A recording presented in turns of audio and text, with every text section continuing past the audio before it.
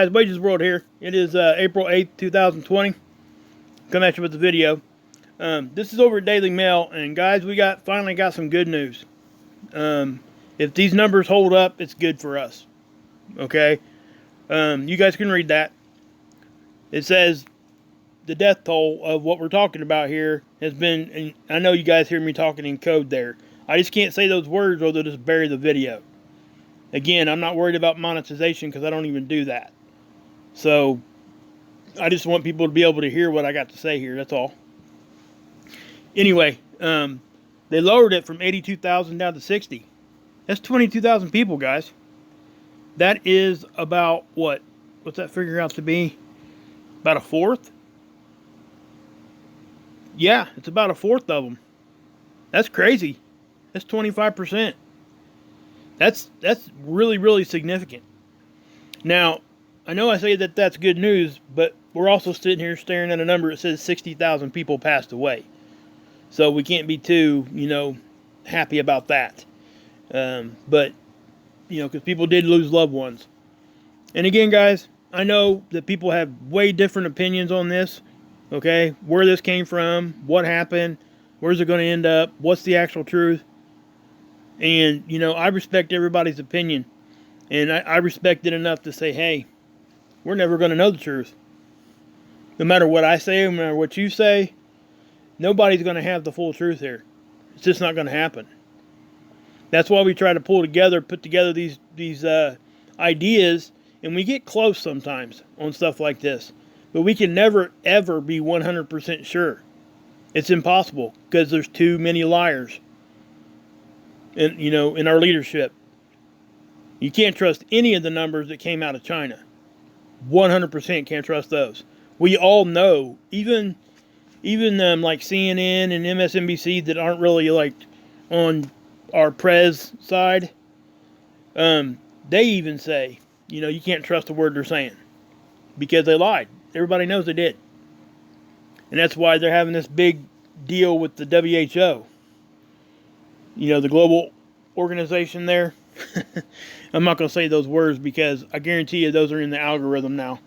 But anyway, I thought that was great news.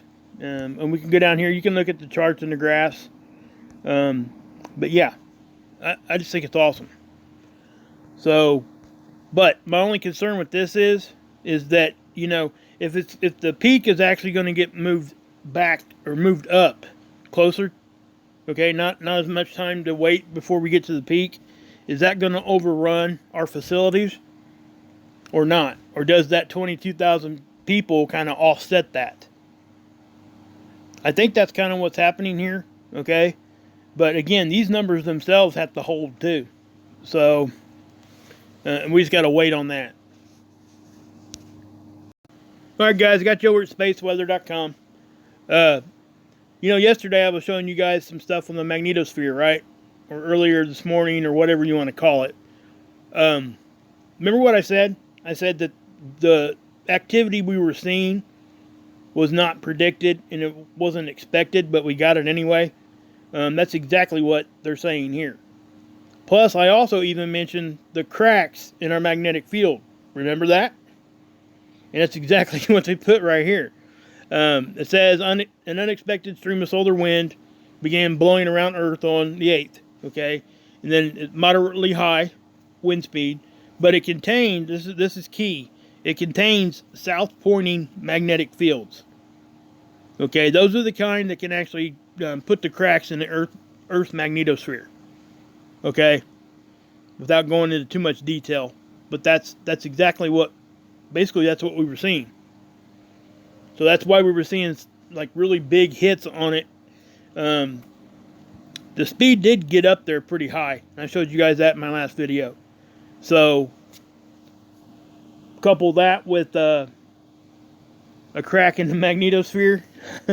Yeah, you might see some action like we just seen. Okay, again, there's those auroras, but those were unexpected too for the same reason.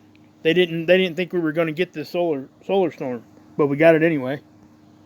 So yeah, so we can go down through here. Oh, that's something else. Guys, I may go live later on tonight. I probably will, and I'll talk more about that, okay? And we'll, I'll stick around for a while, and I'll go through some stuff with you guys. I'll keep it kind of no topic really, just something to talk about what we talk about here. And if you guys got some questions, you can ask me or whatever in the chat. I've never done a live stream on my channel. I've been a part of quite a few, but hopefully all the gremlins will get worked out pretty quick. But yeah, this is what they call us. They call it a mineral moon. Okay, according to folklore, it's a pink supermoon is what it is. It's a pink moon.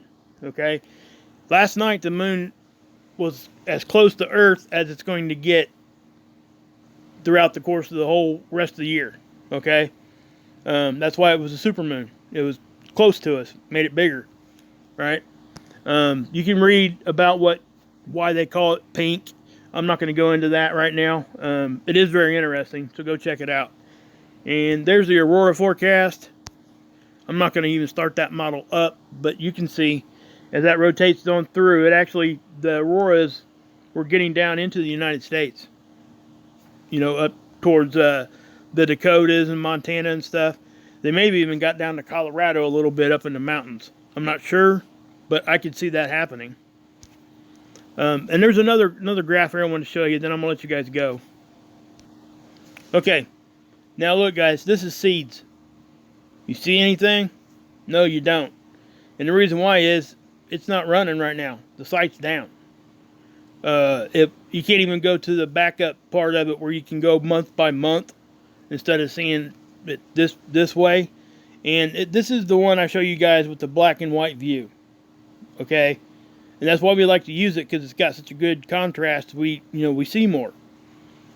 But they've shut this thing down, or it went down for whatever reason. I'm not going to speculate on what this is, but it is kind of odd that this thing went down at the same time we were having CMEs popping off both directions on the sun in multiple times, plus a sunspot that was fairly active. It wasn't sending off big ones, but it isn't B-class flares.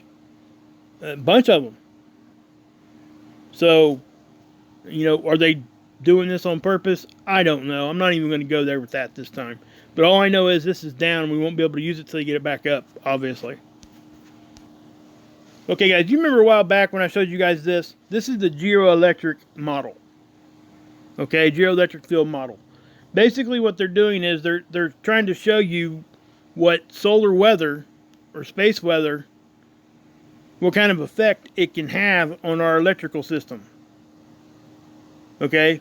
Transformers, power lines, all that stuff, right? So that's what this tool is trying to represent.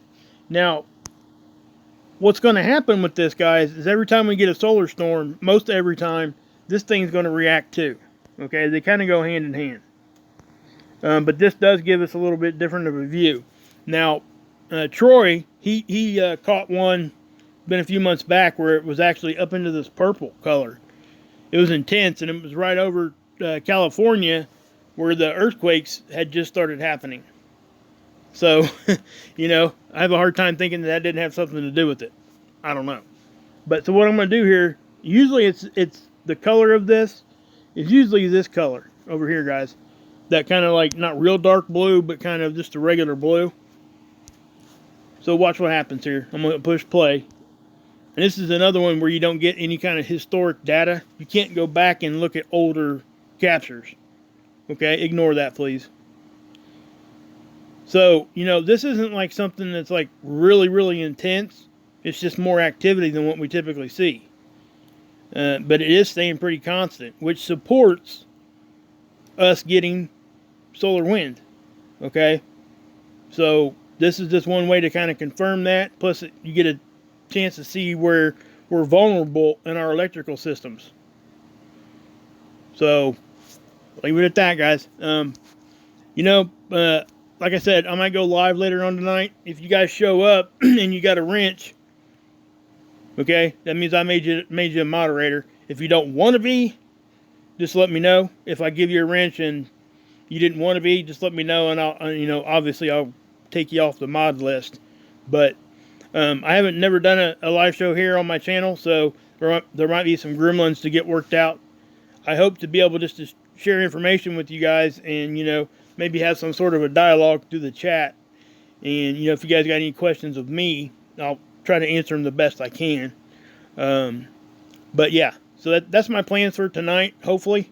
And I'll go into more about the the CMEs that's been happening. SDO is showing one right now that's popping off the right side, and it's looked to be pretty sizable. So we'll go with that right now. So anyway, guys, good news on the illness thing. They dropped the numbers down, and the predicted time when the peaks is now not the 18th, but it is the 12th. So that's all good news, and I love it. I mean, and plus we'll talk about that Comet Atlas some tonight also. There's a lot around that we need to kind of unpack and just talk about. So anyway, guys, God bless. Yeshua saves, and you can drink this Kool-Aid.